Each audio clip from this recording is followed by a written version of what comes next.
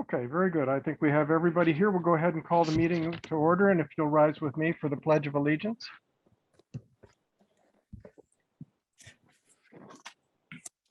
I pledge allegiance to the flag of the United States of America and to the republic for which it stands, one nation, under God, indivisible, with liberty and justice for all.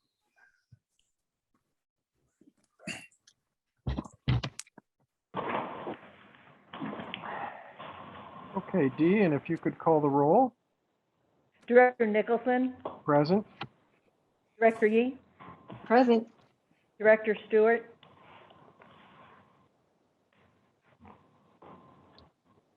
Are you muted, Dr. Stewart?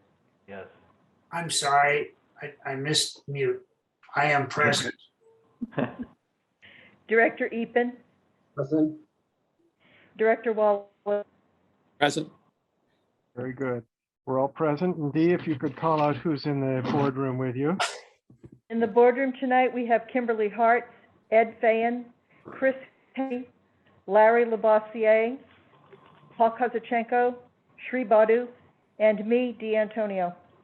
Very good. And on the Zoom palette, we see a lot of other guests, which I'm sure you're all noting. Well, welcome to the October 13th, 2021 regular meeting of the Washington Township Healthcare District Board of Directors.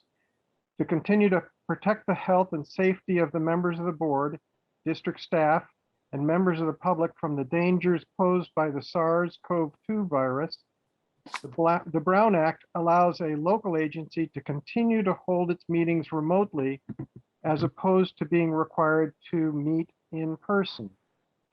Section 54953E3 of the Government Code requires that the board make certain findings every 30 days to continue to meet remotely. One such finding is that, quote, state or local officials continue to impose or recommend measures to promote social distancing, end quote. The Alameda County Health Officer continues to recommend social distancing and the wearing of masks indoors. I refer the public to the Alameda County Health Care Services Public Health Department COVID-19 website at covid19.acgov.org. I now ask for a motion that the board make the finding required by section 54953E3B2 of the Government Code that, quote, state or local officials continue to impose or recommend measures to promote social distancing, end quote.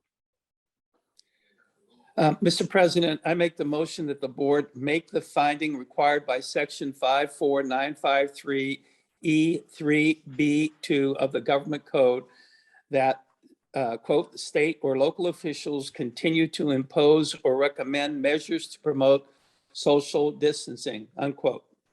Thank you, Director Wallace. Do we have a second? Second. Second from Director Epen. Dee, if we could have a roll call vote on the finding. Director Nicholson. Aye. Director Yee. Aye. Director Stewart. Aye. Director Epen. Aye. Director Wallace. Aye. Wonderful. The finding is affirmed. Public notice for this meeting, including dial-in information, has been posted appropriately on our website. Tonight's meeting will be conducted by Zoom. I ask that you please mute your system until such time as you need to speak. We are recording tonight's regular session of the board meeting. It will be posted on our website for future viewing. We'll now move to the communications segment of our agenda. Members of the public are invited to speak during oral communications. When prompted, please state your name for the record, then proceed with your statement not to exceed 3 minutes on issues or concerns not on the agenda and within the subject matter of jurisdiction of the board. Are there any members of the public who would like to speak at this meeting? Hearing none, we'll now move on to our consent calendar. The consent calendar consists of those agenda items that the board will approve with one motion unless either a member of the board or a member of the public requests to remove an agenda item from the consent calendar. If any items are removed from the consent calendar, the board will take action on the removed agenda item later in the meeting under the action item heading of the agenda. Does anyone on the board want to remove an agenda item from the consent calendar? Hearing none. Does any member of the public want to remove an agenda item from the consent calendar? Hearing none. May I have a motion to approve the consent calendar items A through E? Yes, Mr. President, in accordance with district law, policies and procedures, I move that the Board of Directors approve the consent calendar items A through E. Thank you, Director Wallace. Do we have a second? I'll second that. Second from Director Yee. And Dee, could we have a roll call vote? Director Nicholson, Aye. Director Yee, Aye. Director Stewart, Aye. Director Epen, Aye. Director Wallace. Aye. Thank you. The consent calendar is approved. Okay, now we can move on to the presentation segment of our agenda, and I see a familiar face, Dr. Akawili. And Kimberly, if you could introduce Dr. Akawili to all on board. All right, yes, I know Dr. Carmen Akawili is familiar to many of us, but I want to do the introduction for her and also for Bernie Rowe. So Dr. Akawili has been practicing medicine in Fremont since the early 1990s. In 2008, she became the director of the intensivist program for critical care. Dr. Akawili is board certified in internal medicine and critical care. She is also a fellow of the American College of Chest Physicians and a member of the Society of Critical Care. Currently, she is the medical director of the critical care and intermediate care units and is the interim medical director of the palliative care program at Washington Hospital, which began in 2016. And then I will introduce Bernadette Rowe. I think most of us know her as Bernie Rowe, is a registered nurse with a Master's of Science degree in nursing, obtained from the University of California, San Francisco in 2002. She began her nursing career at Washington Hospital in 1996 as a staff nurse 2 on 4 West. Bernie holds a nurse practitioner professional certification. She has grown professionally during her time at Washington Hospital and is currently the clinical manager and nurse practitioner of the palliative care program. So this evening, they are going to be presenting the annual report for the palliative care program.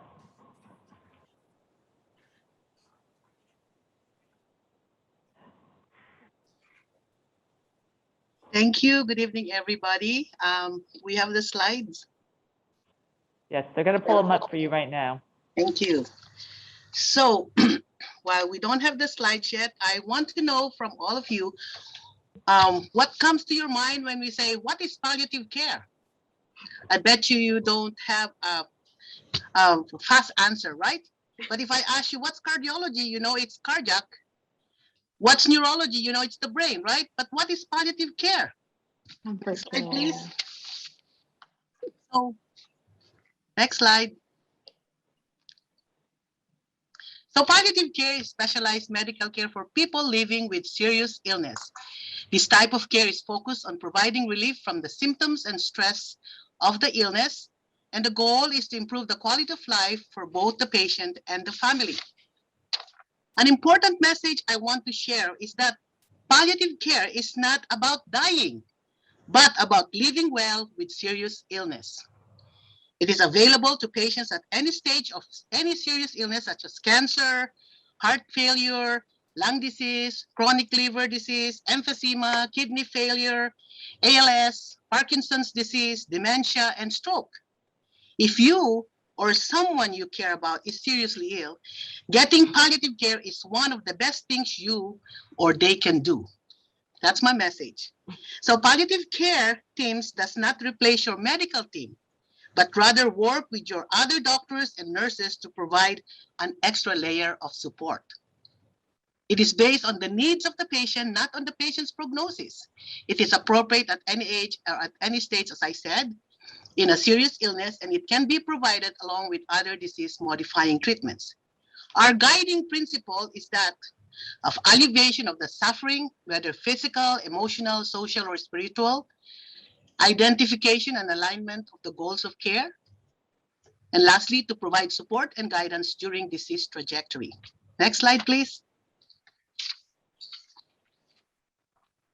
So Washington Hospital Palliative Care mission is to maintain the quality of life for patients with life-limiting illness, provide compassionate care and relief from the symptoms and stresses of serious illness through an extra layer of support for patients and families. So it's pretty much like critical care, except, we're dealing with serious illness, but we're improving quality more earlier than in critical care.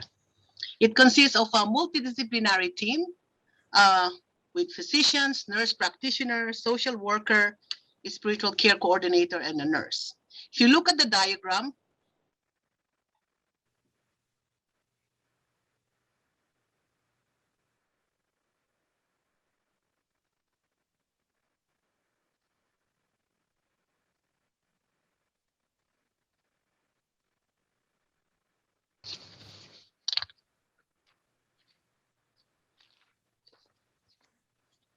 next slide.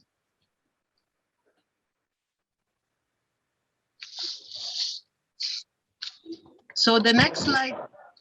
So Dr. Akawili, I think you froze for a minute there, so. Couldn't hear you. Can you hear me? us? Yeah, We I can can now. hear. Yeah, next slide, please. Dr.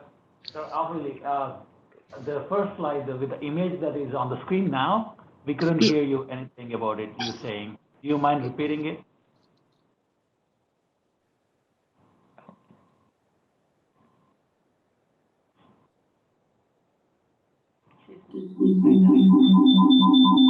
There you go.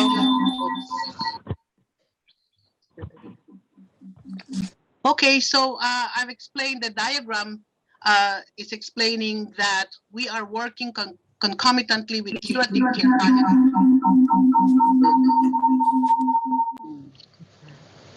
It's echo.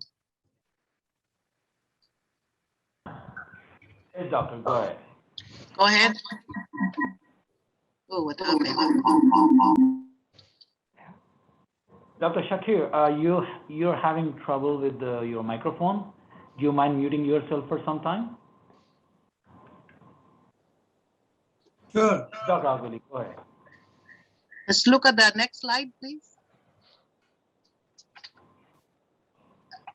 So this is the inpatient, outpatient palliative care team. Myself as the physician, Bernie, nurse practitioner, Farah as our dedicated palliative care social work, JB, our spiritual care coordinator, and we have a registered nurse who's a PhD and also family practice NP, Maria Cho. Next slide, please.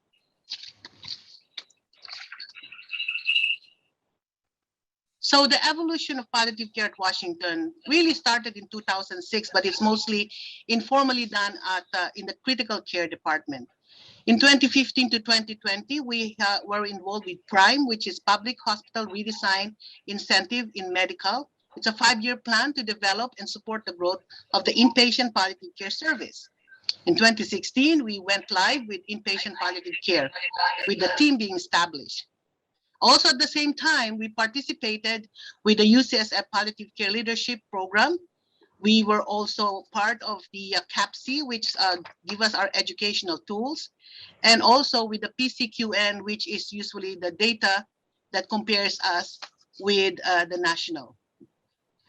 And then in 2018, Stupski grant awarded to WTMF was to support the outpatient clinic. So then 2 years later, 2020, we started the outpatient clinic in the Danielson Clinic in Newark. And 2021, this year, there was a transition of the PCQN to CLABSI, PCQC, which is our data collection and network. And we started billing for the nurse practitioner services. Next slide, please.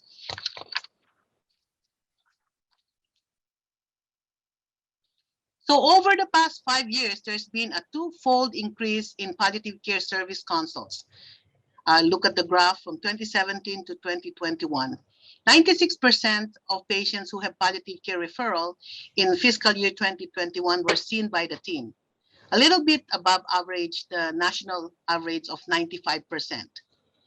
There was an increase from average 75% in the previous 4 years. If you look in 2017, it's 163 on the left side, going up to 391 FY 2021. Now, the dip in 2020, 294 patients, is mostly due to the decrease in hospital admissions during the pandemic. And the 4% main reason where they're not seen is either they expired before we saw them, transferred, or discharged before being seen. Next slide, please.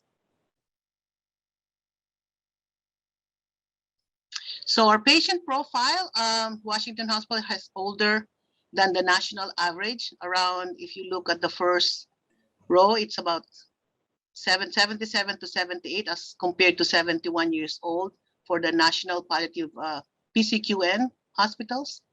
And also we noticed that there's a growing trend towards referrals from medical surgical areas at Washington Hospital, which is pretty good because this means that the patient are less sick than the one in critical care. So we're seeing more referrals from med surg than critical care. We used to see a lot in critical care, but our intensivist also does a lot of goals of care discussion. So what we see now are those that are survived the critical care stay and now in transition to med surg. Next slide, please. Our top diagnoses, top 3 is mostly for referrals, are outpatient and inpatient as mostly cancer, pulmonary, and cardiovascular diseases. Around 10 to 14% are due to dementia, and 5% are neuro, stroke, or renal. Next slide, please. So the main reason for inpatient referrals are mostly goals of care and advanced care planning. And that is on the left bar. We're comparing ourselves 84% to PCQN, which is the overall national average, 78%. And we also saw more patients referred to palliative care due to hospice discussion, which is the second bar, 25% as opposed to 14%.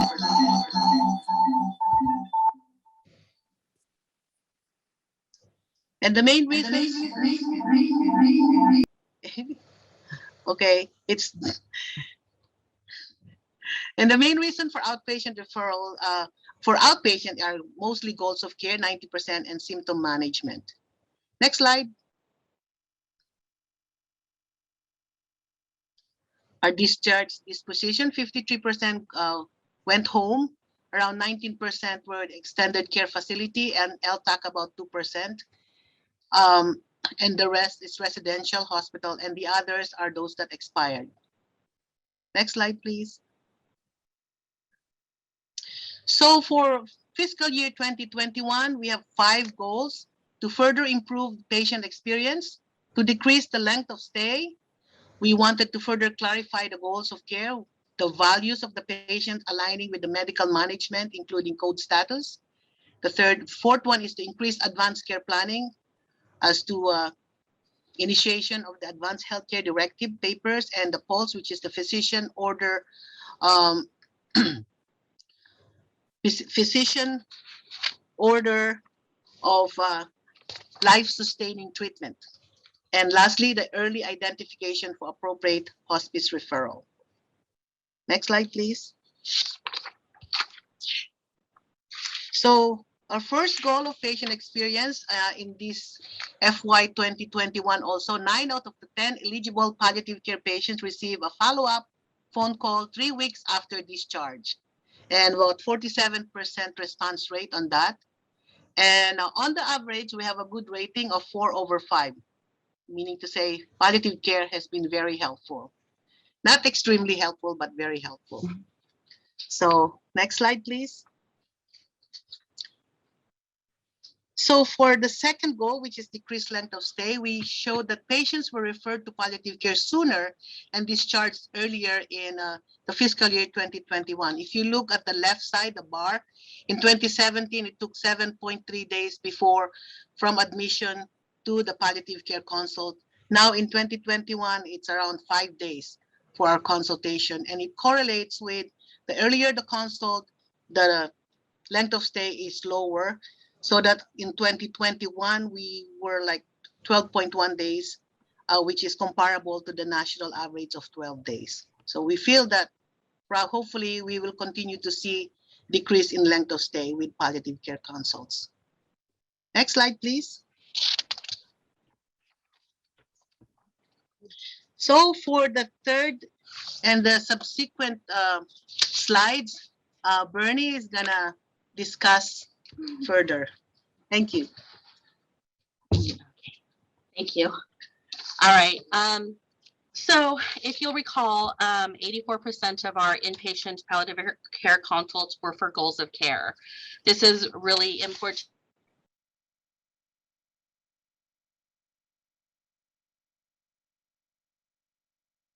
to understand about the disease and the medical treatment that's being offered.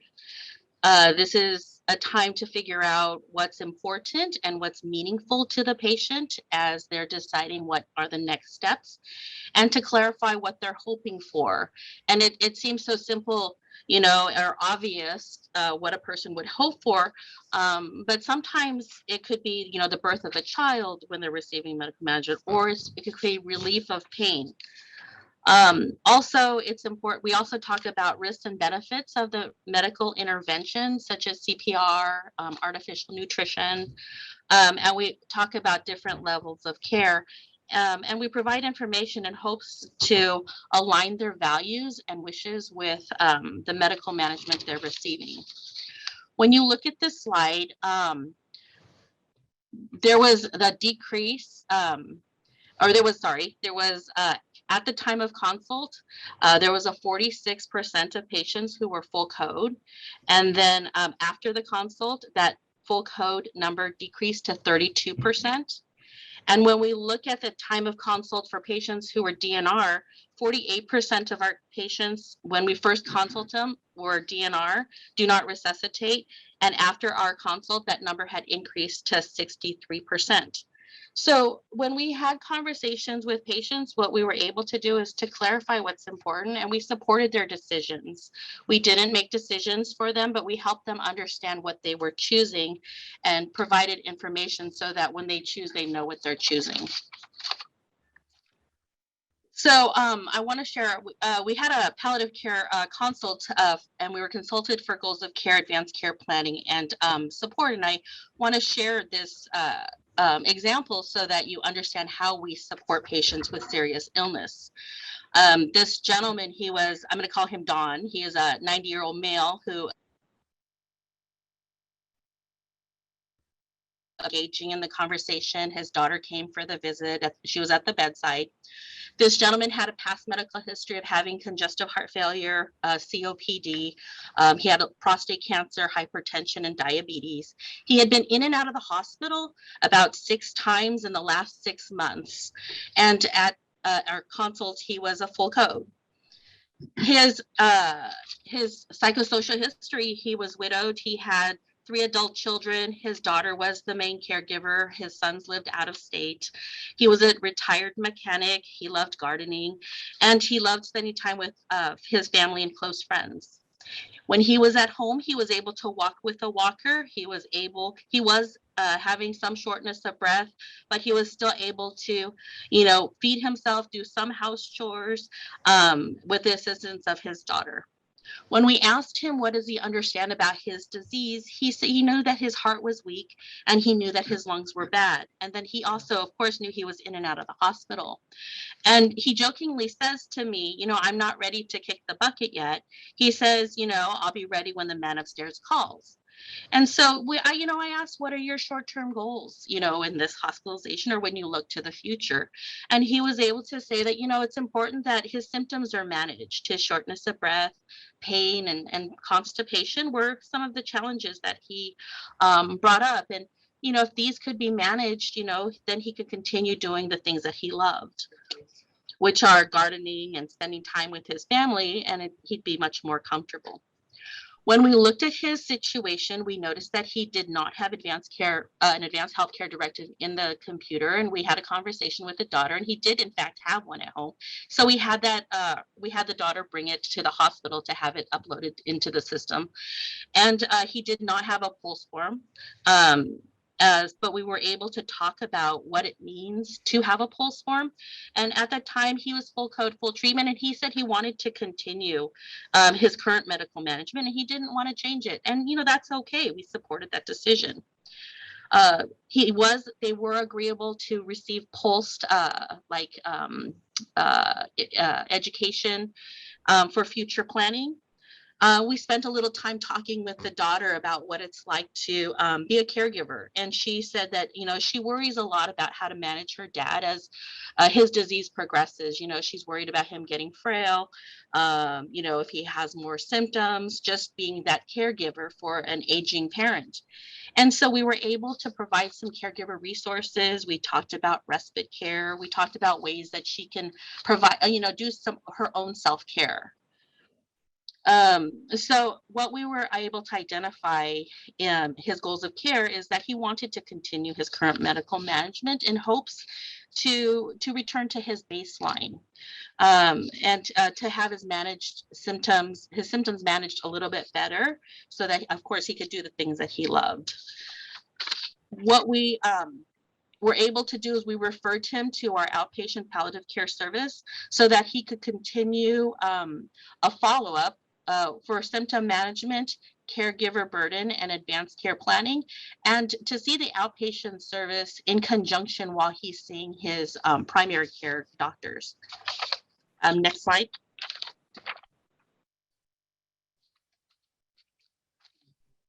So when we saw patients, the outcomes for fiscal year 2021, we saw about 361 patients.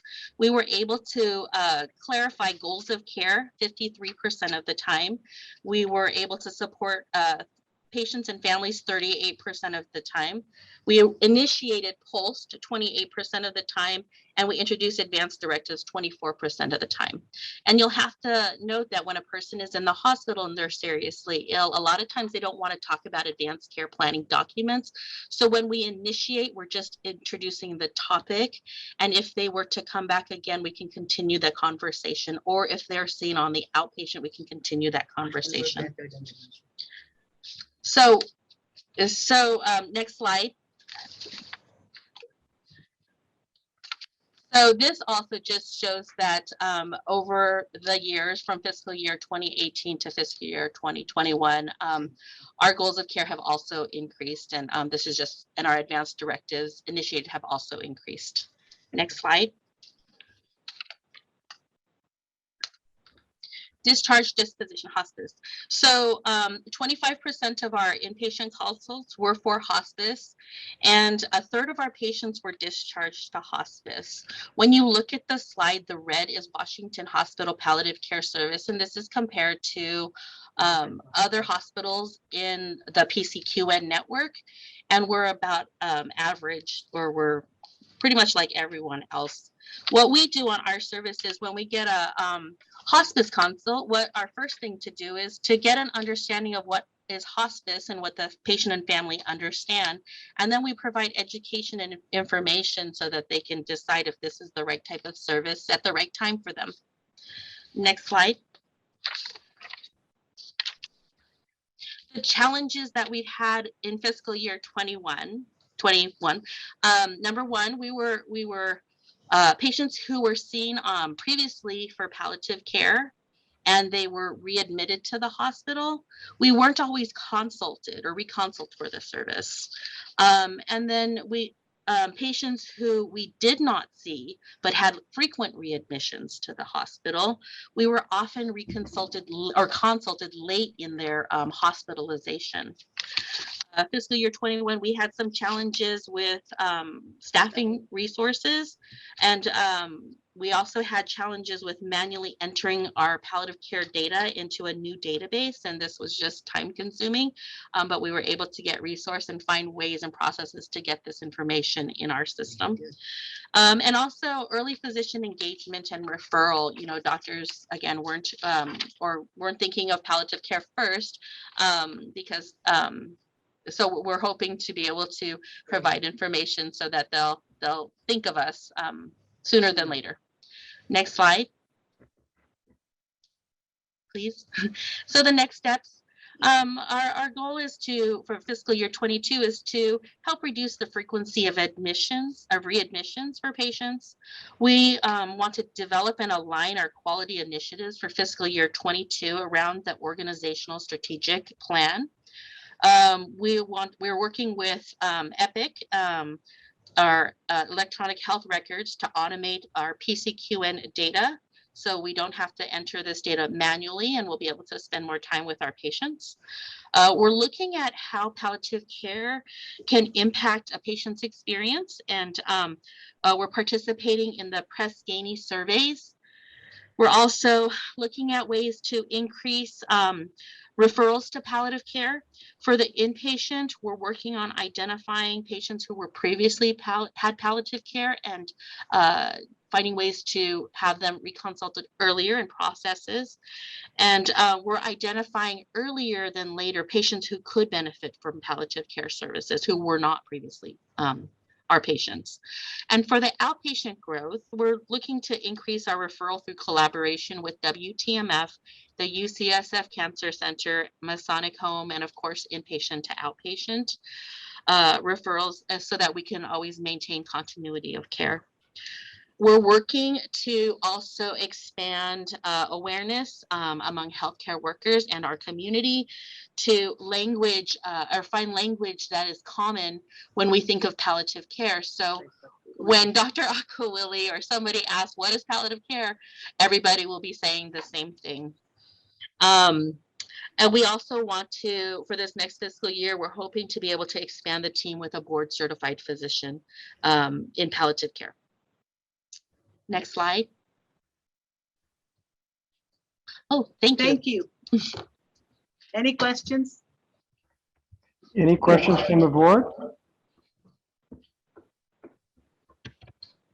So Carmen, I have a question for you. What do you think are the most effective strategies to identify inpatients who are appropriate for palliative care consultation earlier during their hospitalization? How can we get the consultations identified earlier so that the patients and their families can learn of the benefits of palliative care? Okay, so the obvious ones are those with dementia, Parkinson's, those are obvious, strokes. The not so obvious one are those with end-stage cardiac diseases, right? When your EF is like 20% or less, things like that, or end-stage liver problem, or anything that's end-stage renal, liver, and things like that. Those are the ones that on admission or even outpatient you guys need to work with us on those kinds of patients, because we can help you, we can alternate the visits or in inpatient, we can prepare them. We always want to work with them and hope for the best treatment for them, but we also want to prepare them for the worst. Well, we won't say that. We want to gain their confidence first. So the role of palliative care is be with them and hope for the best, but also prepare them for the worst. So, identification of patients is those with neurological illness, obviously the demented patient, Parkinson's, ALS, but also the end-stage cardiac problem, end-stage COPDers, those patients. So we're going to come to your cardiology section soon. Yeah. We look forward to that, Carmen. Other reasons for reconsult or to think about is when the patient's disease progresses and they have unclear goals of care, or there's a misunderstanding of what the patient and family want or desire, we can have conversations. It doesn't mean we're going to change things, but we can help understand so that when they're choosing, hopefully they can understand what they're choosing and make really good informed decisions. We don't convince people, we just provide information and support. And then we support them along, even if it's not something we would choose. And we tell the referral team or the ones that refer us that we don't have an agenda. Our agenda is what the patient wants. And even if that referring team has an agenda, we're sorry, but we're gonna find out what the patient wants. So. Also frequent admissions, that's concerning because the question is, why are they coming back and forth to the hospital? What are the barriers to care that is causing them to come back? Most people don't plan on coming to the hospital. You know, most people would want to stay home. And so it's trying to figure out what is causing them to come back, whether it's caregivers at home, whether it's a lack of medication, whether it's advanced symptoms that are not relieved, or misunderstanding of how to manage their medicines. So there's a lot of things that we could identify that it's just through conversation and then support. So those are some things that might be considered for palliative care consults. Great. Thank you very much. You're welcome. Any other questions? Jacob, Jeannie, Bernie, Mike? So when I say palliative care, you know, it's not cardiology or brain, right? It's anyway, thank you. Thank you, Appreciate that. Carmen. It's Thank you. something that can Thank you. benefit us all eventually. Thank you. Okay, very good. Let's go on to our next report, which will be Dr. Hyder. Medical staff report. You're muted, Dr. Hyder.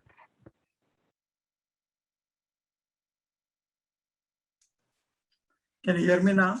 Yeah, we can hear you now. I'm so sorry. Actually, my Wi-Fi was giving some problem. So I was trying to use phone. I'm so sorry for that. That's okay. Tonight it looks like a night of technical challenges. Yes, at least for me. Good evening to all. So first of all, the staff grand total for our staff is 574 with anesthesiology. It's about 32 and family medicine 46 and medicine is 251, OB-GYN 36, pediatrics is 54, radiology is 28 and administrative 1, allied health is 30 and ambulatory is 93, consulting 8 and courtesy 25 and leave of absence are 8, provisional active 49, provisional AHP is 12 and provisional courtesy is 1. Relinquishment is 1 and temporary privilege is 1. So the grand total is 574. And so we are hanging on that for some time and otherwise we are maintaining okay. And the other thing I want to bring out is the doctors are getting their booster from, from the hospital and those who are awaiting are the Moderna group, but otherwise the Pfizer group, they are getting all of them. They are coming and getting and taking appointments, and so only the Moderna group is waiting. So that's right now very important to get the booster dose for all the healthcare workers. And there is no other medical staff report than this. Thank you very much, Dr. Hyder. Yeah, we're all waiting to hear from the FDA and CDC as far as when we can move forward with boosters for the Moderna recipients. We're all looking forward to that. So that's good to see that the medical staff is getting their boosters and protecting themselves. Yes. Thank you very much. Thank you. Thank you so much. Okay, we'll now move on to our Service League report. Debbie, back again. Wonderful to see you. Oh, thank you. Good evening, everybody. I just want to say with each month, we're very happy to report the volunteers are returning to service. I'm sure everybody's seen more of them in the hospital. In the month of September, 121 volunteers contributed over 1,329 hours in their assignments. And that's the first time since the pandemic that we had more than 100 adult and college volunteers volunteering and putting in that many hours. Additionally, in the past couple of weeks, we've been able to welcome back a very limited number of high schoolers. So they will be in the gift shop on Saturdays. We haven't opened up Sunday yet, but on Saturdays. So we're open Monday through Thursday, and then Saturday for the high school. And then they're also in special projects. And over the weekend, they did assembled over 600 shields for the hospital staff. And the high schoolers did that. And then in the past, and then just recently in the special care nursery, our baby cuddlers were busy over a newborn that needed special care. So we were able to help out there. And then at our September, at the Service League board meeting last in September, the auditors, we got our audit report, and the auditor's opinion was unqualified clean. So we are being frugal, but we are doing well. So we'll be around. And if anybody has any questions, that's the end of my report. Thank you, Debbie.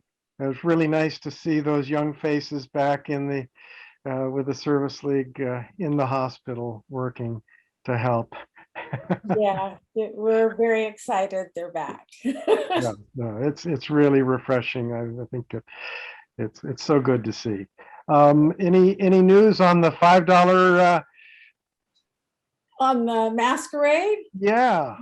It's right now, it's still scheduled that it will happen. So Okay. If the numbers still stay low, we will be having masquerade, and we're really looking forward to that. Okay, it's a happening thing. That's great. Great to hear. Yeah. Any other questions? I think we're good. Thank you so much for the Thank report. you. Positive report. Great Thank you. news. Okay, we'll now move on to our lien report, which is going to be given by Roy Coloma. And Kimberly, if you could introduce Roy. Yes, thank you. It's my pleasure to introduce Roy Coloma. He received his undergraduate degree in nursing from Dominican University in San Rafael, California.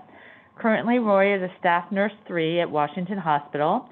Roy has been at Washington for 13 years and has held various roles in the organization, including staff nurse 2, staff nurse 3, charge nurse, treatment services, and PIC nurse. He's medical surgical board certified and vascular access board certified. Activities he enjoys doing when not at work include spending time with family, traveling, and snowboarding during the winter time. So hopefully we'll get snow for him this year. I also just want to recognize Lauren Lucas. She is one of our nursing directors who has oversight of the IJR in 6 West, and I know she's been instrumental in all of this too. So, all right, thank you, Roy, for being here, and I'll turn it over to you. Okay, thank you. I'm going to share my screen here.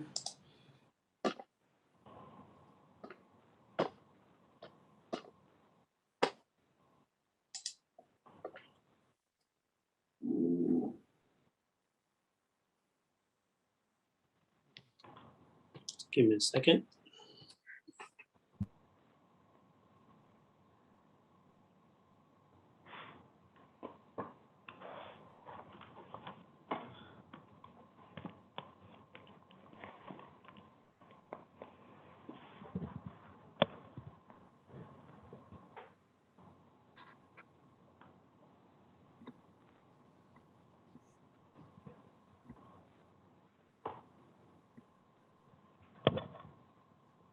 I think you're muted. You're muted. Can you unmute yourself? Oh, sorry. There you go.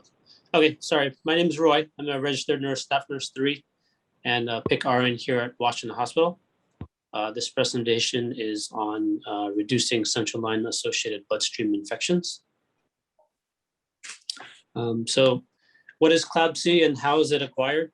CLABSI is a central line associated bloodstream infection acquired during hospitalization. Central line is a tube that healthcare professionals place in a large vein in the neck, chest, groin, or arm to give fluids, blood, medications, or do medical tests quickly. A central line bloodstream infection occurs when bacteria or other germs enter the patient's central line and enter into the bloodstream.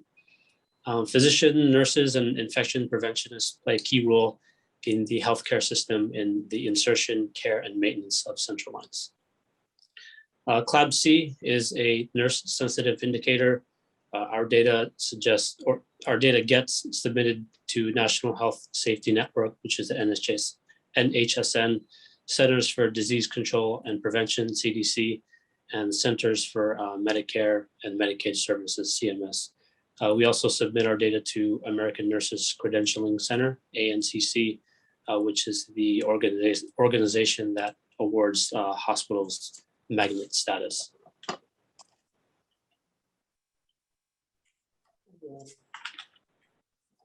Oh, change the slide here. Sorry. Okay.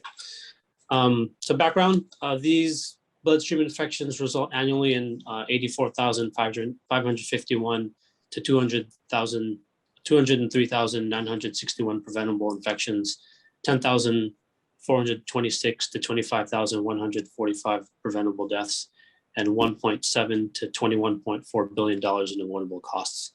According to the Agency for Healthcare Research and Quality, AHRQ, which reviews 7 studies reporting cost data, they estimated the additional cost for hospital-acquired central line bloodstream infections to be about $48,108. CLABSIs are preventable and healthcare dollars spent are avoidable. So how does WHHS address central line associated bloodstream infections? Here at Washington Hospital, our priority is to give safe patient care. We have targeted central line associated bloodstream infections as an important problem that we can tackle successfully. Together, our shared governance and infection prevention team, all nursing units have set a goal to reduce incidence of central line bloodstream infections from baseline of 13 incidents in 2018 to 0 by December 2021. So for our strategic alignment, Washington Hospital's, again, priority is patient safety. Our patient care services objective is to reduce all hospital-acquired central line associated bloodstream infections, and then the nursing unit's goal is to reduce central line associated bloodstream infection incidence to 0 by 2021.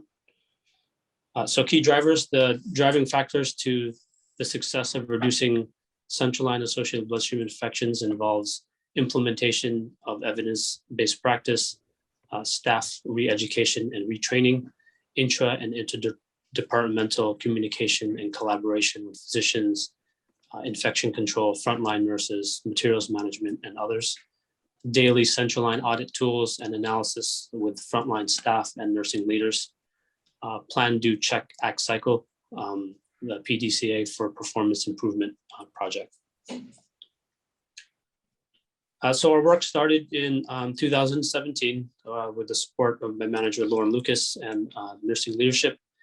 We really realized we had to do something about the increasing number of CLABSIs, which was 13 in 2017 and 14 in 2018. We assessed our current products and updated them based on scientific evidence in collaboration with our unit manager, purchasing manager, med action representative. We were able to build a new customized sequence central line dressing kit. This allowed the materials to be in the kit to be organized strategically to standardize the steps and process of the dressing change for the nurses. We use current statistics and CLABSI report to analyze where we could make improvements. So in-services were provided to all staff, and skill validations have been given to new hire orientation programs specifically for the RNs.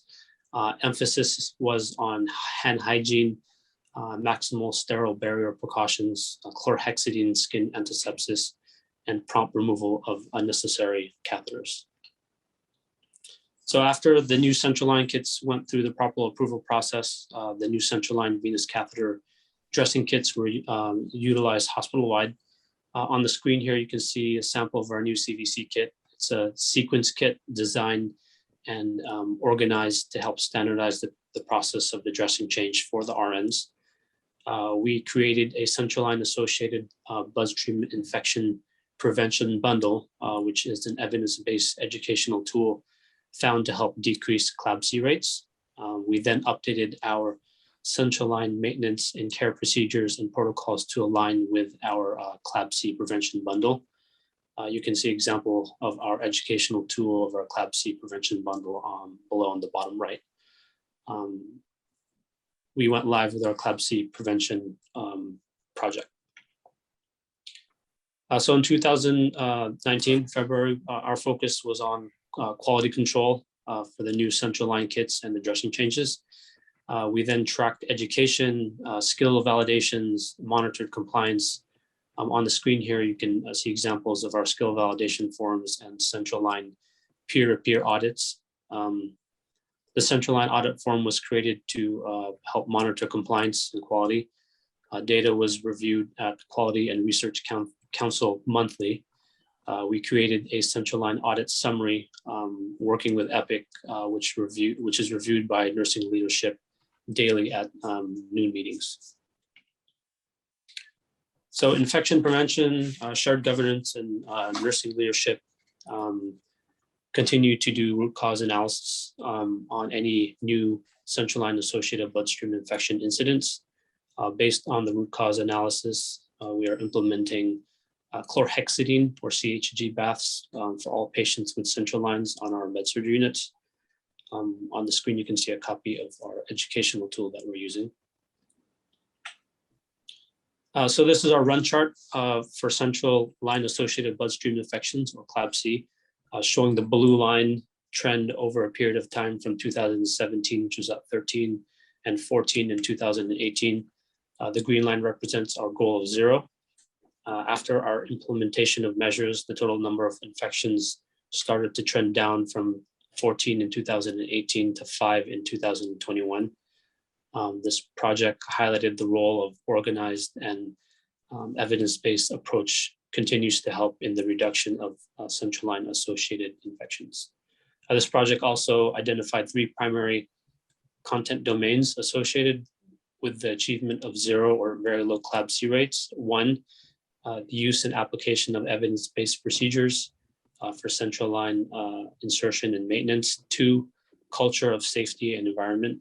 And 3, maintenance of best practice efforts. So just acknowledgements include the following: Dr.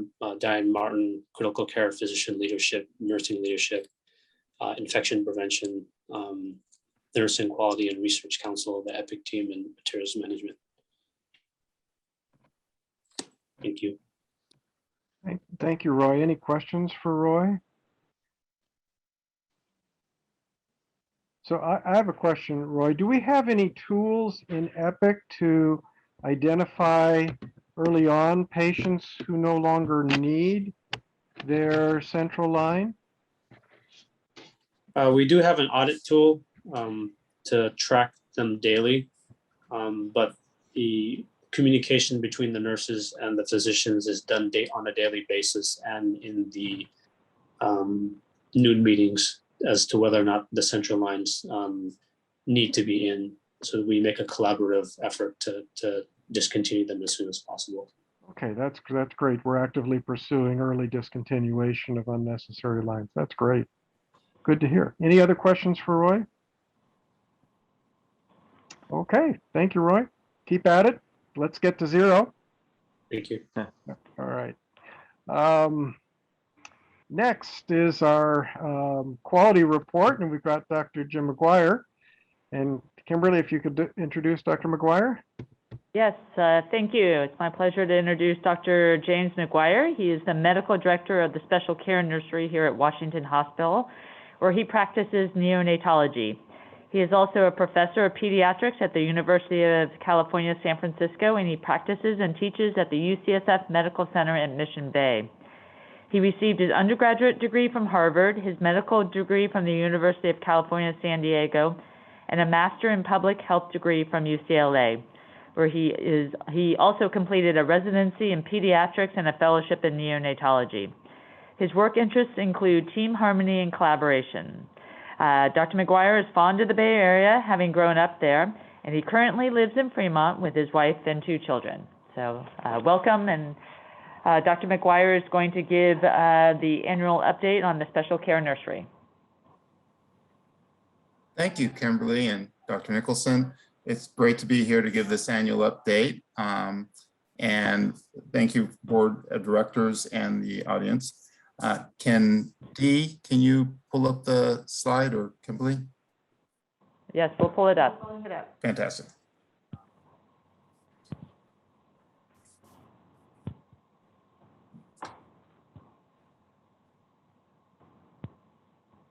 I think that's the other.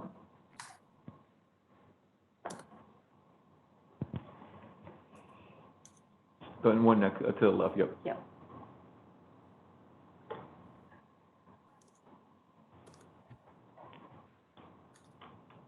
Very good. Yes. So thank you for having me here. And this is to give our annual update of what's going on in the special care nursery. Next slide. So the background and the affiliation with UCSF is that in 2014, Washington Hospital established a partnership with UCSF, and essentially the physicians that work and collaborate with the staff at Washington Hospital come from UCSF, and so we're all on the faculty at UCSF, the neonatologists and the pediatric hospitalists. Our department goals are to have comprehensive and integrated care for the community of the premature and sick babies that need to be cared for at Washington Hospital. And then if babies have to leave Washington Hospital, then we have a seamless transition for those infants requiring a higher level of care. And I want to welcome our new leadership in 2021, which was Joanne Manitan, who's our maternal child health director. Next slide, please. So the special care nursery, just for a quick background, typically takes care of babies who are 32 weeks gestational age at birth and more advanced in gestational age. And so we can take care of babies who need respiratory support, need intravenous fluids, and other issues that even the premature and sick babies need. So in 2020, we had almost 1,500 deliveries at Washington, and about 10% of those were admitted to the special care nursery.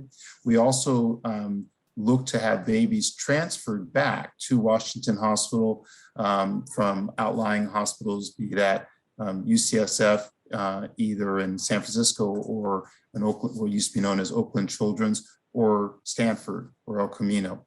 Our average daily census runs about 3.2, and so that's our overview of what we do in the special care nursery. Next slide. And then with the babies that we have to transfer out, again, are the babies born that are typically less than 32 weeks, or because we're a level 2 facility, or the babies who need hospital care that we cannot provide at Washington Hospital. That might be ventilator care, that might be medications that we typically don't give here, that might be consultations or surgeries. And so in 2020, we transferred out a total of 13 patients. And again, the transfers in were 4 from UCSF in San Francisco, Benioff Children's Hospital, San Francisco, and then 2 more from other hospitals. Next slide, please. So the quality and strategic initiatives that were supported by the Special Care Nursery Clinical Operations Committee include virtual rounding, which I'll talk about, infant-driven feeding, and then things to enhance patient safety outcomes, which are simulation training, namely mock codes. And then we also did work on trying to streamline our discharge process. So I'll go over those in the next slide, please. So The photo shows my colleague and the Associate Medical Director, Dr. Nahid Rastami. So in February 2020, we went live with virtual rounding. The hospital supported providing 2 iPads that we were able to use to round with families that weren't able to come for our daily morning rounds. And so this enabled us to do family-centered rounds with the families, even if they were at home, because of course, a lot of families, parents will have other children at home and can't always be at the hospital. And in the special care nursery, it's really important to involve the parents. Moms are breastfeeding, other things are going on that we really feel that family-centered rounding really helps with the patient's care. And the surveys of the families have been quite positive. We had an RN champion that helped them track things and address challenges as we use this new communication tool. And then obviously February 2020 was just before the pandemic started in the United States. And so it ended up being incredibly valuable because we had to restrict visitations and it enabled us to continue communicating in a better way than we would have been able to communicate without virtual rounding. So it's been very helpful. Next slide, please. Our SCN metrics, which we followed, and this is a follow-up to Roy's presentation, is the CLABSI, central line associated bloodstream infections, hand hygiene, and patient satisfaction. Next slide. So our CLABSIs, we don't have a lot of central line days, and we've had about 34 in the last year and a half or so. But of those, we've had no central line associated bloodstream infections. We have 2 nurses that put those central lines in, and they are very meticulous and continue to be very careful about how we do that. And we have a very structured process for that. And so we're very happy and proud that we haven't had any CLABSIs. We also review, as Roy was pointing out, daily whether or not we need to keep the central line in, because that's important to make sure that the central lines are in no longer than necessary. Next slide, please. Hand hygiene obviously helps with all infections, and we are very proud of our percentage of compliance. And so that obviously when we see less than perfect compliance, we're going to continue to work on that. But overall, we've been very happy, as you can see, for the last year and a half. Next slide.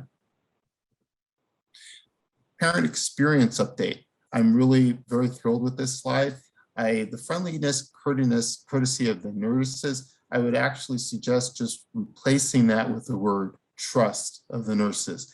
And because that really is what that can indicate a lot of times. And so we really feel that trust helps with the interactions with the parents and the outcomes for things going well. And trust is so critical to how things go during the hospitalizations. Some of our hospitalizations can be weeks, and so it really helps to have that great relationship.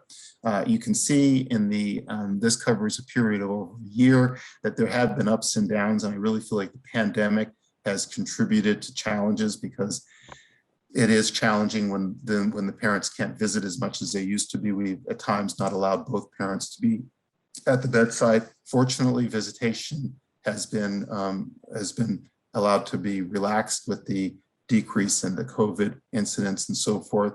And so I think that's why things have improved more recently.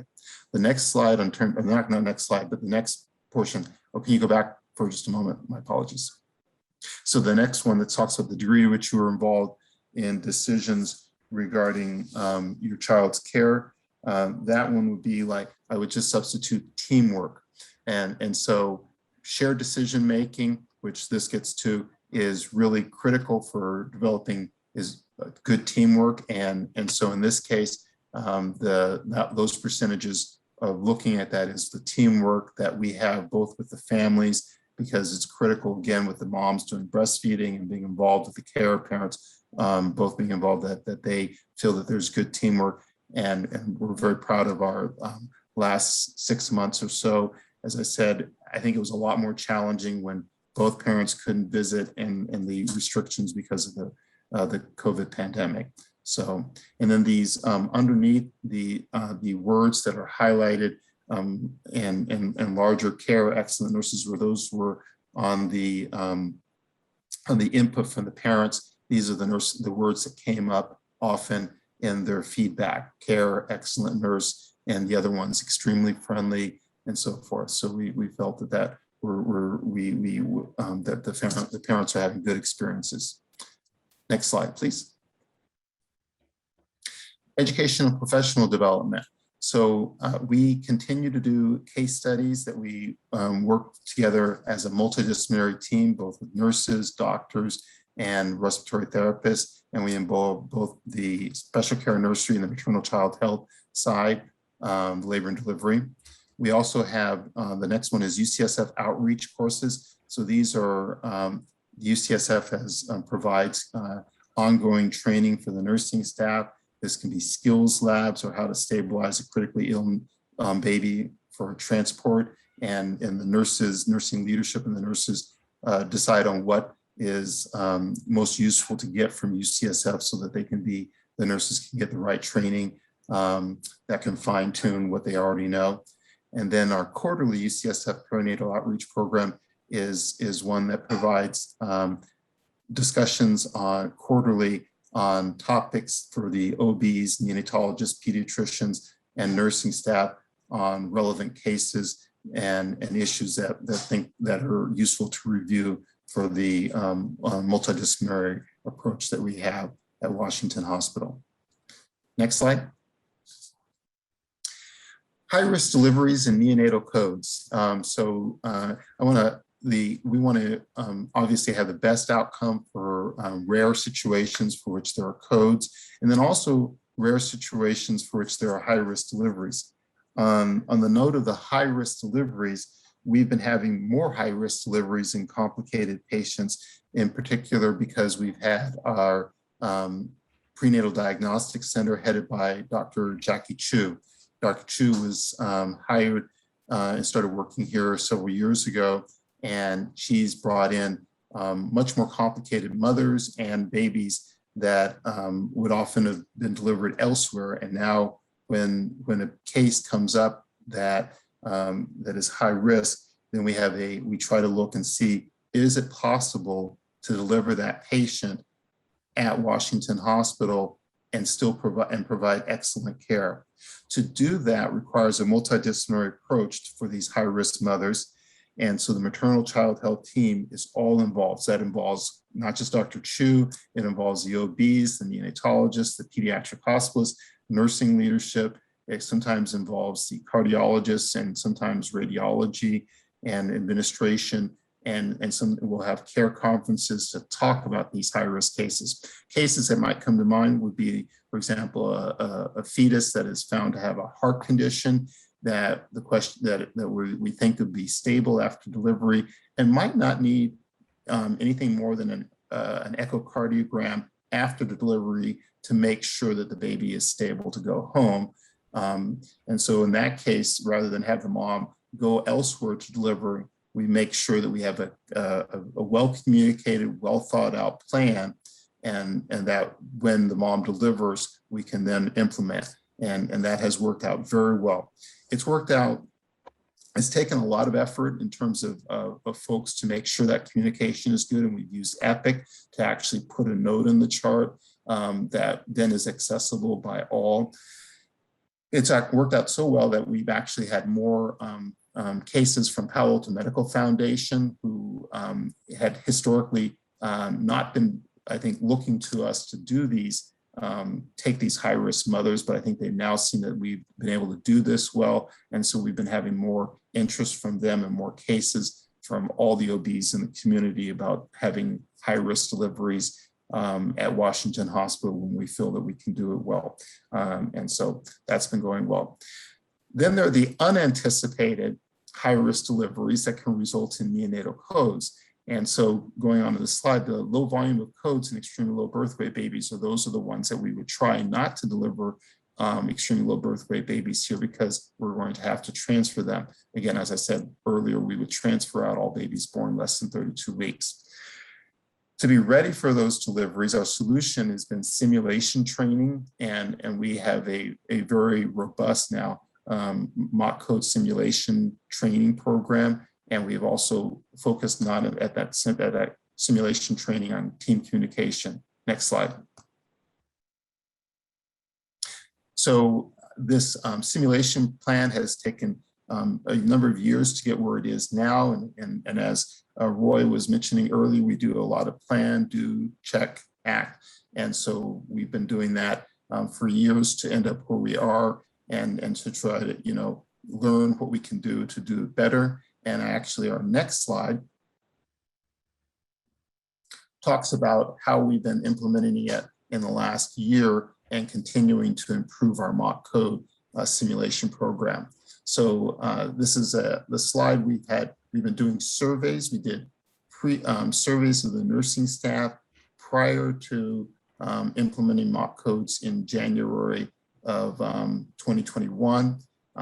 We did a pre-mock code survey in November of 2020, and that gave us the information we had that people, for example, that orange pre-mock code data point shows that we were on the 55th percentile for feel comfortable using team steps, which is a tool for communication that's used in hospitals a lot. And then the feel confident skills at high risk delivery, we were around like 60 to 65% back in November of 2020.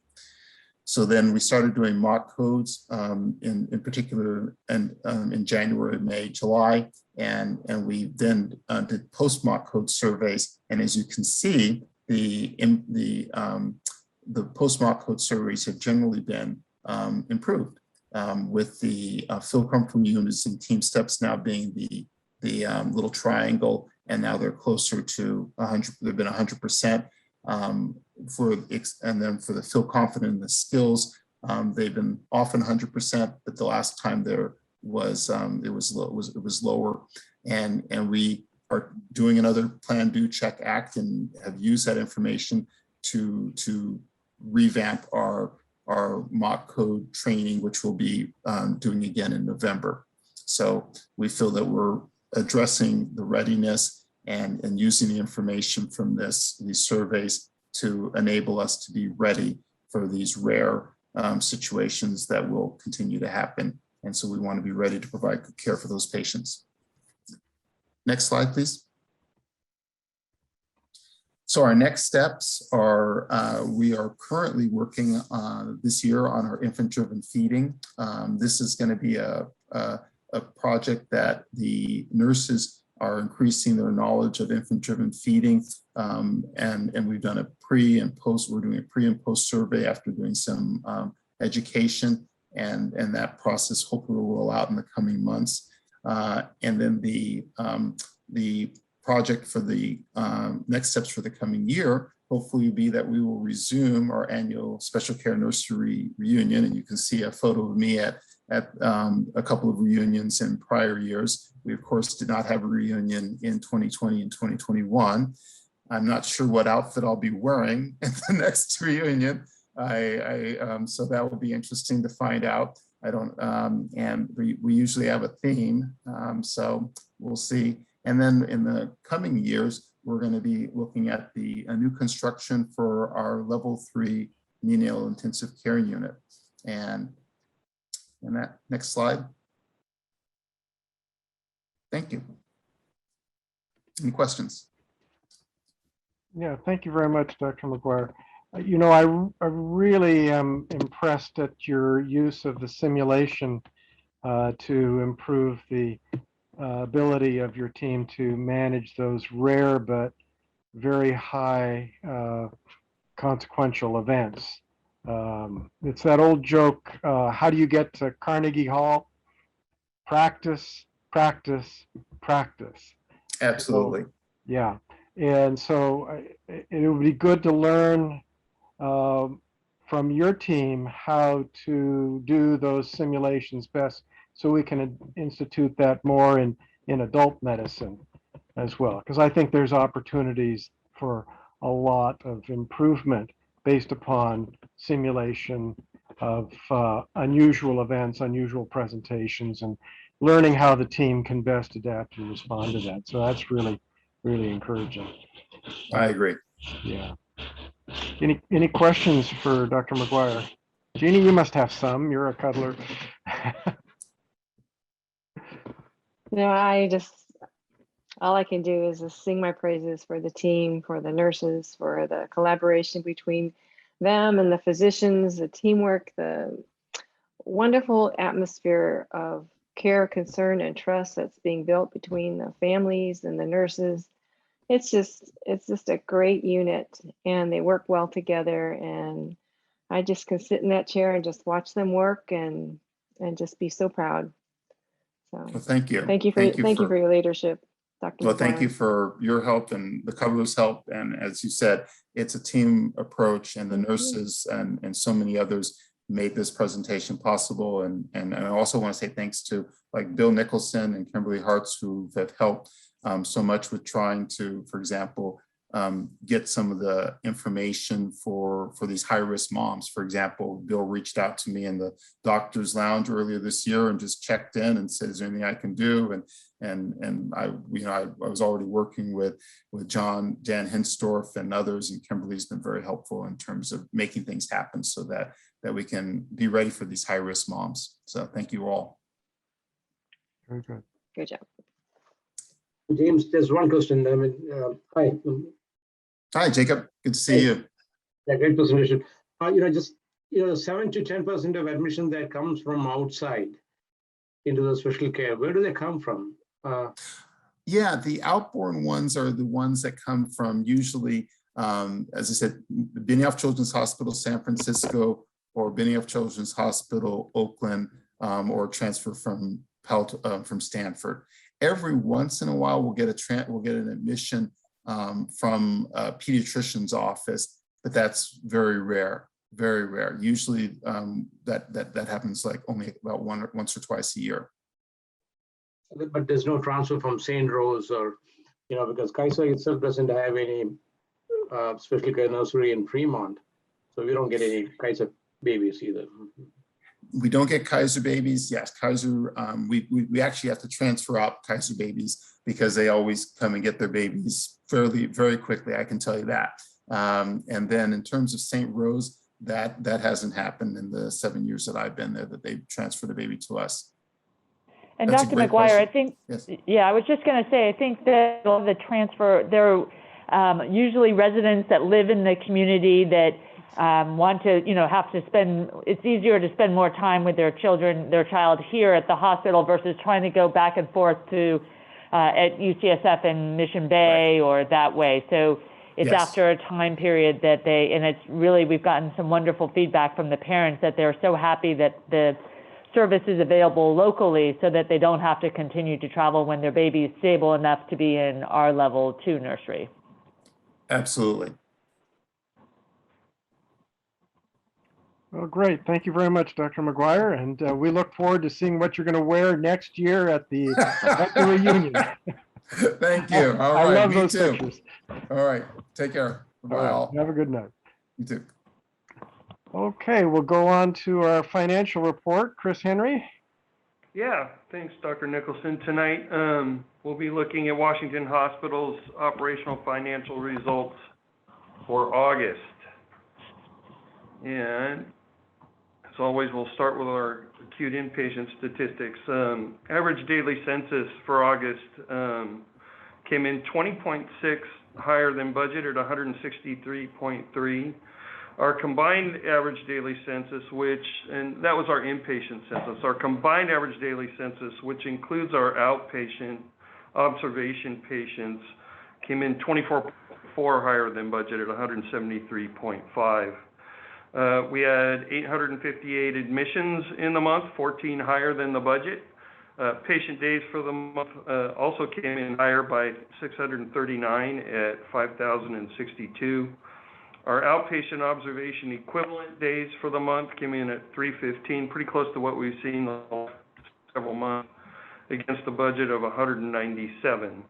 Our average length of stay based on discharges for inpatients came in at 5.59, 0.35 higher than the 5.24 we expected in the budget. Moving into utilization, case mix index for the month came in a little bit lower than in the budget at 1.618.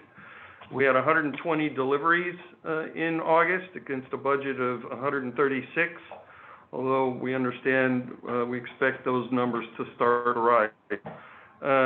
Surgical cases for the month came in at 47 higher than the budget at 422. We had 220 cath lab cases in the month against a budget of 214. Our outpatient visits have really come back strong, 743 higher than budget at 8,276. And our emergency visits have also come back to what we would consider normal levels, I think. 877 higher than budget at 4,627. Moving into the details of surgery and cath lab cases, as you can see, really in the surgeries, joint replacement cases drove the majority of the variance, followed by neurosurgical cases and other surgical cases, which is everything except what you see above there. Cardiac surgical cases for the month came in 2 below budget at 12. In the cath lab, our peripheral vascular cases came in 2 higher than budget, cardiac 18 higher than budget, in neurointerventional radiology 1 higher than budget, those being offset by non-vascular cases in the month. Looking at productivity, productive FTEs, productive and non-productive, were higher than budget. As you can see, really based on the activity going on in the house, productive FTEs higher by 59.3, non-productive by 19.5. So total FTEs 78.8 higher than budget at 1,529.8.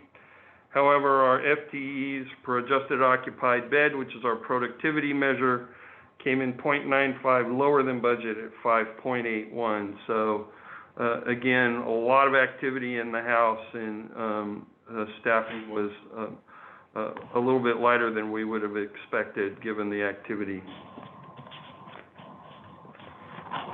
Moving into financials, total patient revenue for the month came in a little over $26 million higher than budget at $207,158,000. Really, the story this month is in contractuals, which came in at 78.89% against a budget of 77.34. Payer mix had a big role in this month. Our percentage of government payers in the payer mix was 74.1% against a budget of 72.3%. And on the flip side, our PPO, which really helps drive the bottom line, was lower than budget by a full percentage point at 22.1%.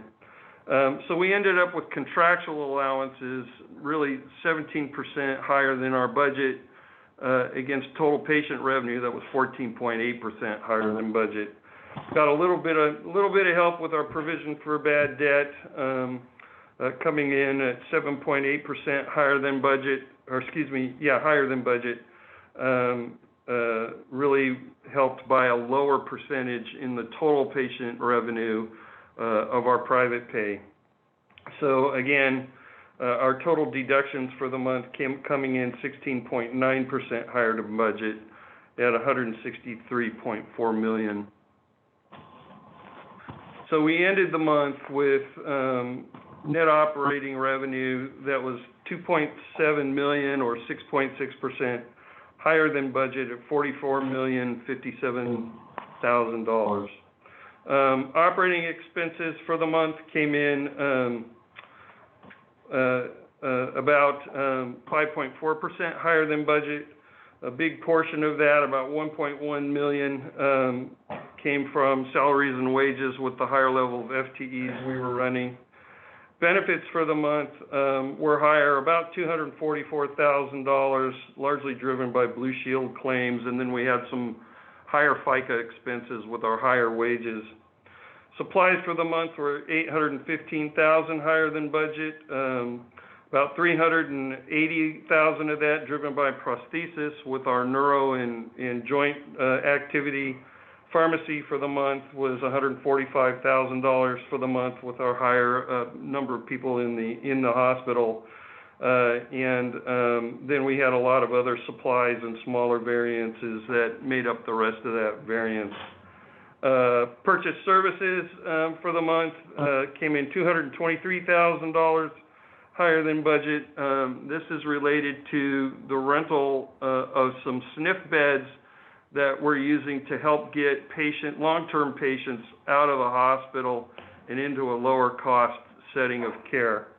And then all of this was offset by lower costs in our insurance, utilities, and other expenses. So we end the month with an operating bottom line a little more than $500,000 higher than budget at $1,501,000.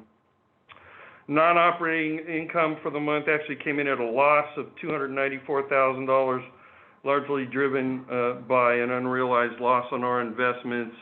And we're still seeing some lower rental income in our rental properties, although we are, again, starting to see some more interest in people coming into the buildings. So we end the month, this of course is the Governmental Accounting Standards Board presentation, which is the normal presentation we use for our audited financials, with net income of a little bit over $1.2 million against a budget of $1,025,000. Quick look at our Financial Accounting Standards Board presentation. This is the way the financial markets might adjust our financials when they take a look at us. First thing we do is we reclassify our bond interest expense of $569,000 out of the non-operating category up into the operating expenses, driving our operating bottom line down to $932,000 against a budget of $388,000. We then go down into the non-operating category and we eliminate $1.1 million in GO bond interest. We eliminate the property tax revenue that supports that GO bond interest and our $278,000 unrealized loss. And we end up with non-operating income from a FASB perspective of $267,000 and net income from a FASB perspective, almost $1.2 million, about $458,000 higher than what we would have expected in the budget. Taking a look at earnings before interest, taxes, depreciation, and amortization, this gives us an idea of how much income the operating and non-operating activities are generating. First thing we do is we pull our depreciation expense, which is a non-cash transaction, out of our operating expenses, and come up with EBITDA of about a little under $5.4 million for the month, $500,000 higher than we expected in the budget. Then we go down to the non-operating income and we look at that category before our interest expense, and we end up with, in that category, with income of about $1,430,000. So in total, operating and non-operating activities produced about $6.8 million to support our debt service on our bonds, and also capital expenditures and program development and other sorts of things like that. So are there any questions on August results? Yeah, Chris, this is Bill. I had a question regarding our inpatient admissions. How much of that was due to COVID versus the increased surgery? And we had an increased length of stay. Was that due predominantly to COVID or what? I think it was a combination. a lot of that surgical volume, is going to outpatient, but in general, we had higher ED admissions in the month. I don't have the COVID counts with me tonight, but I can certainly get that to you. But it was a mixture of activity. It was activity across the house, COVID and non-COVID. So I just was looking at the notes from when I talked about September. It looks like we had about 69 COVID discharges for August, and it's very similar to where we are in September. Yeah. Which for September, it's about 8% of the total discharges. Okay, thank you. Okay. Any more questions? Okay, thanks. All right, I'm going to give the September 2021 report. And as you'll see, we had another busy month. You can see that gross revenue of $195.3 million for September was above the budget by $32.3 million, or 19.8%, and above September 2020 by $23.4 million, or 13.6%. Inpatient gross revenue of $118.9 million was above budget by $13.9 million, or 13.2%. And outpatient gross revenue of $76.5 million was above budget by $18.4 million, or 31.7%. So in September, we had 66 COVID-19 discharges, which represents about 8% of total discharges, and it's consistent, as I just mentioned, with the prior month of about 69 COVID discharges. But that does represent an increase compared to the prior 5 months, which averaged more of 24 per month. So we did see this last couple of months, we had higher COVID-19 discharges. Looking at our key census statistics, our average length of stay of 5.78 was above the budget of 5.23 by 0.55 or 10.5%. Our outpatient observation days were 118 or 112.4% above budget at 340 days, and were 128 or 59.8% above September of 2020. Our inpatient daily census of 154.9 was above the budget of 130.6 by 24.3 or 18.6%, and was 12.3 above September of 2020. If you combine our average daily census, combined average daily census of 166.3 was above the budget of 136 by 30.3 or 22.3%, and was 16.5 or 11% above September of 2020. As we know, the COVID-19 patients do have a higher acuity and length of stay. They had about 9.4 days. And so the average length of stay for those, our COVID-19 discharges for the month was 10.3 days. But one of the things really driving up our average length of stay was that we had 10 discharges, 2 of them COVID, 8 of them non, with a length of stay greater than 30 days. And they range basically from 31 to 69 days. So if you exclude these 10 cases, our average length of stay was about 5.3. It should be noted that we still do have about 10 patients with lengths of stay over 30 days, and they range basically from 33 to all the way to 130 days. So those are patients that we continue to work in terms of finding appropriate discharge plans for them.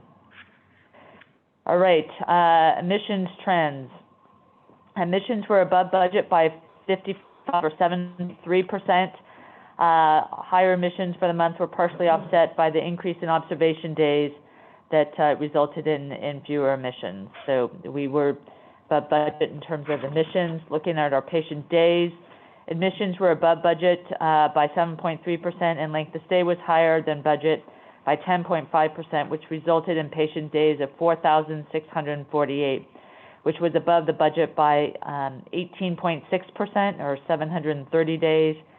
And patient days for the month were 8.6% above September of 2020. Also had another busy surgical month. Total surgeries in September of 384 were above budget by 59 or 13.2%. Surgeries were 17 or 4.6% above September of 2020. Inpatient surgeries were 9.6 below budget at 141 and 26 or 15.5% below September of 2020.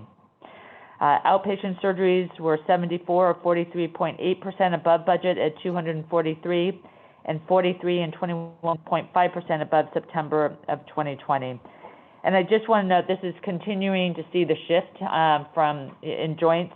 And in the month of September, only 6% of our total joint replacement cases were inpatient, compared to what we had budgeted was 35%. So really, almost all of our joint cases are outpatient at this point. Looking at the breakdown of our surgical activity, joint replacement cases were above budget by 22.3% and were 7.6% above September of 2020. Neurosurgical cases were below budget by 8 or 33.3% and were 11 or 40.7% below September of 2020. We did have a couple of the physicians that were out, and we've also looked at October, and we will have a busy month coming back in October.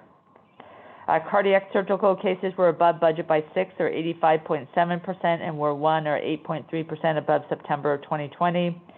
And all other surgical cases combined were above budget by 30 or 19.4%, which was 8.8% above 2020, September of 2020. Looking at cath lab, again, also busy in terms of cath lab cases for September of 219 were 35 or 19% above budget and 7.9% above September of 2020. Our cath lab inpatient cases for September of 123 were 27 or 28.1% above budget and 9.8% above September of 2020. Then lastly, cath lab outpatient cases for September of 96 were 8 or 9.1% above budget and 5.5% above September of 2020. As you can see in the cath lab breakdown, our cardiac cases were below budget by 2 or 2.4% and 17% below September of 2020. Our non-vascular IR cases was driving the volume, and they were above budget by 22 or 50%. And 17.9% above the September of 2020. Peripheral vascular cases were above budget by 8 or 14.8% and 40.9% above the same period of last year. And then lastly, also our neurointerventional cases were above budget by 7 and 5 above September of 2020. So again, busy in the cath lab. Also, our deliveries for September, it was 141, which was 25 above budget or 21.6%, and they were 24.8% above September of 2020. So I know we've been looking at our volume over the next few months, and I think we'll continue to see this level and even creep up some too. Looking at our non-ER outpatient visits, they were 8,102, were above budget by 627 visits or 8.4%, and were above the September 2020 by 14.2%. Looking at the breakdown, our lab visits were above budget by 219 or 7.5%. Our cardiac rehab visits were above budget by 118 or 24%. And our outpatient perinatal diagnostic clinic, EKG, respiratory therapy, were all above budget by 243 visits or 29.6%. So also had a busy outpatient month. Looking at our emergency room visits, they were 4,401, which were above budget by 730 or 19.9%. And we're above the same period of last year by 26.4%. And this is about 98% of our pre-COVID-19 levels. So pretty much right on where we were at before COVID. Now looking at our gross revenue broken down, Our deliveries were above budget by 21.6%, driving birthing center revenue up by $669,000 or 20.7%. Our cath lab cases were above budget by 19%, driving cath lab revenue up by $2.2 million or 18.1%. Our emergency room visits were above budget by 730 or 19.9%, and the level mix was higher, driving emergency room revenue up by $2.5 million or 26.1%. Total surgeries were higher than budget by 18.2%, but there were fewer inpatient cases, which resulted in surgical services revenue being up $5.2 million, but at 16.1%. Our patient days were above budget by 730 or 18.6% and had a higher utilization of ICU beds, which drove room and board revenue higher than budgeted by $6.9 million or 22.4%. Then lastly, inpatient and outpatient activity drove ancillary services revenue above budget by $14.9 million or 19.7%. So now looking at our payer mix for the month. So you can see government-sponsored payer mix revenue made up 71.8% of total gross revenue. This is lower than budget by basically 0.1% and lower than the prior year by 0.2%. So as you can see here, Medi-Cal was higher in the month, primarily due to 3 high-dollar accounts, and they totaled $8.6 million. So that was really the main driver of our increase in Medi-Cal of the variance, basically 6.7%. HMO was 2.1% of gross revenue, which is below the budget of 2.7%. PPO was 25.5% of gross revenue, which was above the budget of 23.4%. And then private pay, as you can see, was 0.6% of gross revenue, which is below the budget of 2%. So overall, finance has been looking at just some preliminary numbers in terms of net patient revenue for the month of September. There's some estimates, and again, this still needs further refinement. Net revenue looking to come in around $44.2 million compared to a budget of $37.2 million. So again, of course, with the higher volume, we had higher expenses, so we'll have to take a look at where we come in. Moving on to preliminary productivity indicators. Productive FTEs were above budget by 120.8 or 10% at 1,333.4. Non-productive FTEs were above budget by 2.6 or 1.3% at 195.7. And total FTEs of 1,529.1 compared to the fixed budget was above budget by 123.4 or 8.8%. If you go down to our productive FTEs per adjusted occupied bed, 5.24 was lower than the budget of 5.98 or 12.4%. And then also looking at our total FTEs per adjusted occupied bed of 6.01, which was lower than the budget of 6.93 by 13.3%. So, given that the higher volume, we were, even lower than what was budgeted. So it was good from that perspective. All right, looking at our preliminary outpatient statistics, Whitman clinic visits were higher than budget in September by 319 or 1.9% at 17,361. The Nakamura and pediatric clinics were driving the majority of this favorable variance. Looking at Devco outpatient visits of 2,240, they were below budget by 4, pretty close at 0.2% for the month of September. Just going on the breakdown, Washington Outpatient Rehabilitation Center was down about 55 visits. We do have a vacant physical therapist position, so it's been an area of we've been recruiting, but it is difficult to find outpatient physical therapists. Our radiation oncology center was up 59 visits. As we've talked about in the past, we have 2 new medical oncologists that had joined Dr. Eftemia. Dr. Tenhold joined in August, and then we had Dr. Carlton in September. And so that's starting to also drive some increases in our oncology, radiation oncology center. Our outpatient surgery center was above budget by 14, and our Ohlone Student Health Center was below budget by 22, and they're still doing hybrid in-person and online classes, so it is still, not everybody is coming back on campus at this point, which is driving down the health center volume. Finally, looking at our key financial statistics, days cash on hand for September ended at 161 days, a decrease of 2 days from last month, basically due to our OPEB and pension funding of $3.5 million, which accounted for 3 days and partially offset by higher collections for the month. Our days of gross revenue and accounts receivable was 68. This represents a decrease of 1 day compared to the prior month and a 7-day increase compared to the prior year. There were $440,808 in charity care applications pending or approved in September. So that is the report for September. Are there any questions?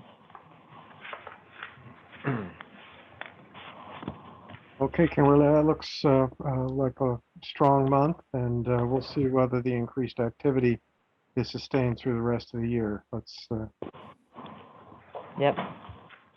take it 1 month at a time. Yes, exactly. Very good. Okay, so we have a single action item for this meeting. This is regarding the Devco bylaws. And Kimberly and Paul, if you could give us background on this. Yeah, I'm going to have Paul give a little bit of an overview of this action item. Good evening. As you know, you recently adopted amended and restated bylaws, updated them because they hadn't been updated in many, many years. And a question was raised by one of the board members at the Devco meeting not too long ago. It caused us to want to review the Devco bylaws as well. They had not been amended in any appreciable way, I think, ever. And they were in need of a major update. And so we presented the board, the Devco board, with the amended and restated bylaws which you have in your packets. And the purpose was, in many respects, to do the same thing we did with the bylaws that you had. We made changes, we simplified the bylaws where we could and provided clarity. We tried to better conform the language to the current law and Devco practices. And then we clarified the roles of the board members and officers where possible to the administrative burden on the board itself and the staff. So the changes, sort of 3 major changes that I wanted to point out to you. The first change involved the modification of the duties of the officers of Devco. What we did was we changed the designations so that they match the same titles that you have here. That kept everything straight because there was always this question about who was the president, because Kimberly had that title and she was the CEO, and the president of the board had the title. So we cleaned that up. So we have the same titles that you have here, and they haven't gone through an election process yet, but they will do that. We also, at the same time, every year, the CEO of the hospital, Nancy before, now Kimberly, was formally elected to be the CEO and the president of Devco, which was kind of an act that was not necessary to take. We had to do it because that's the way it was set up, but really we made the CEO of the hospital here the ex officio member, so we dispensed with the need to elect Kimberly every year at the beginning of the year as the CEO of Devco.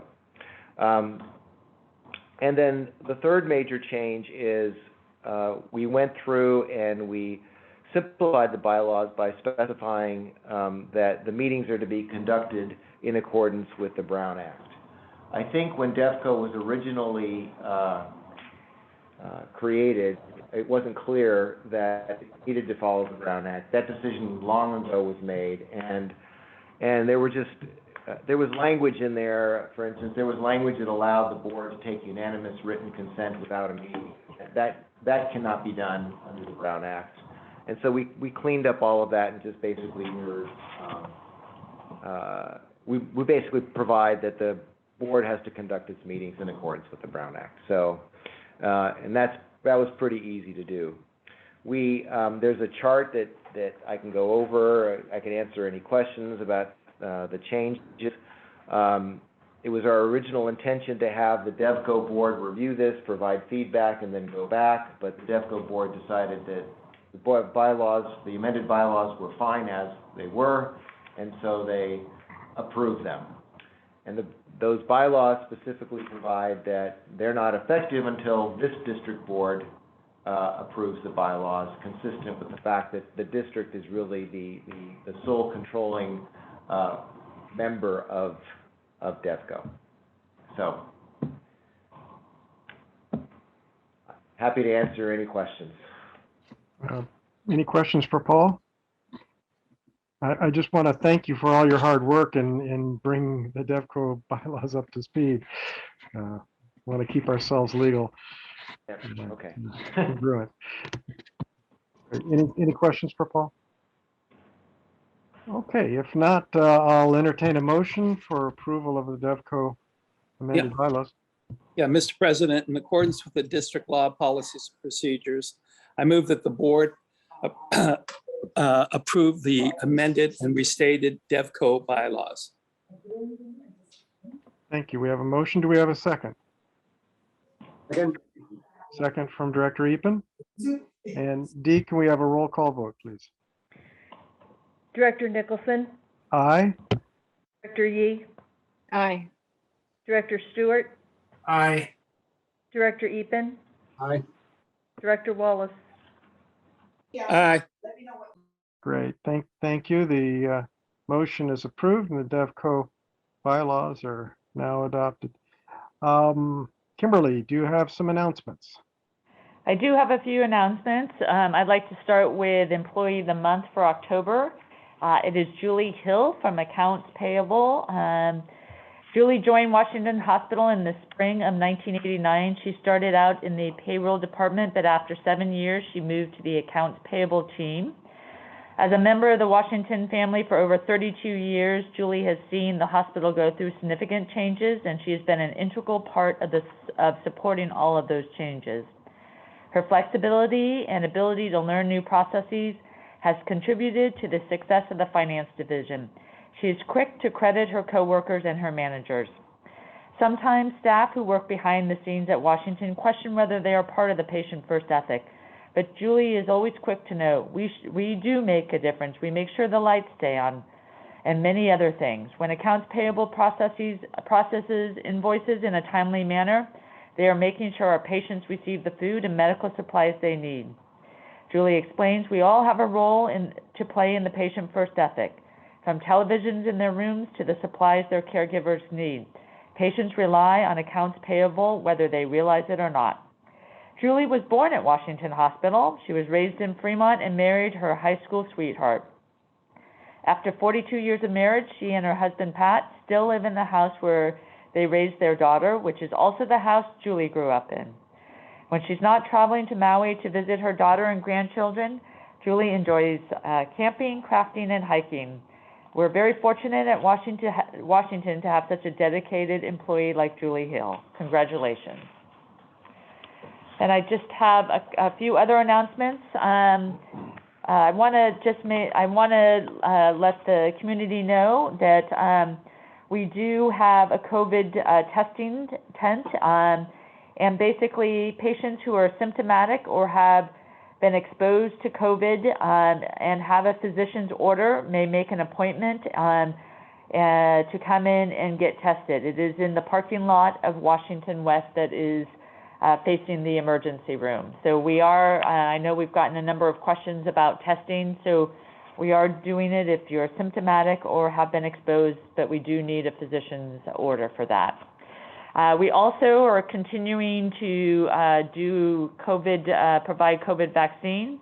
As of October 12th, we've given a total of 69,260 COVID vaccine doses have been administered, and we've given also 2,531 third single-dose vaccination or boosters have been administered. And as I think Dr. Nicholson stated, we are waiting for others to be Moderna and J&J to be approved through the FDA and CDC, and we'll be ready to give those.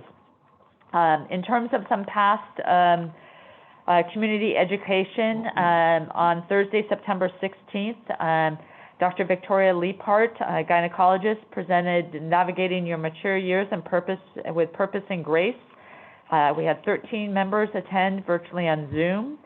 On Tuesday, September 21st, emergency medicine specialist Dr. Srinivas and Dr. Tet presented the signs and symptoms of sepsis. We had 87 community members participated in the live event, and since then, 298 additional people have accessed the presentation. On Wednesday, September 29th, Dr. Jenny Tran, gynecologist, and Rebecca Bissett, physical therapist, presented chronic pelvic pain in women. 90 community members participated, and since that time, 30 additional people have accessed the presentation. Then lastly, on September 30th, Christy Caracappa, Health Insurance Information Service Coordinator, presented Medicare Open Enrollment, What You Need to Know.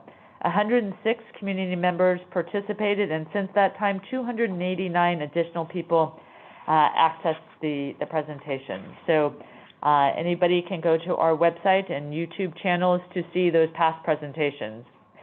And then coming up, I do want to announce that on Thursday, October 14th at 5 p.m., we'll host our annual Think Pink Breast Health Awareness event, which will be virtual. And speakers include Dr. Bill Degoni, Dr. Seema Sehgal, psychiatrist, and Dr. Bogdan Eftemia, who is the co-medical director of the UCSF Washington Cancer Center. And event will be on Facebook Live and YouTube. Also, October 21st from 7 to 8:30 p.m., Dr. Leapart will present Understanding Breast Health on Zoom. And then on November 4th at 3:30 p.m., Dr. Jack Rose, our neurologist, neurointensivist, and co-medical director of the stroke program, and Maria Nunes, RN, our clinical manager of the stroke program, will present stroke warning signs and prevention. And again, will be on Facebook Live and YouTube. So those are just some of our upcoming community education programs. And those are my announcements for this evening. Great, thank you, Kimberly. Well, we'll now go into closed session. However, before doing so, I want to let the public know that they have a right to know what reportable action, if any, was taken by the board during the closed session. Normally, the board would make that announcement following the closed session. As we do not know how long the closed session will last, we do not want members of the public waiting indefinitely on the phone for the board's report. Therefore, we ask that you contact the district clerk tomorrow. She will be happy to respond to any inquiries about reportable board actions. Our minutes will continue to reflect any reportable actions taken. Thank you. This board will now adjourn to a closed session.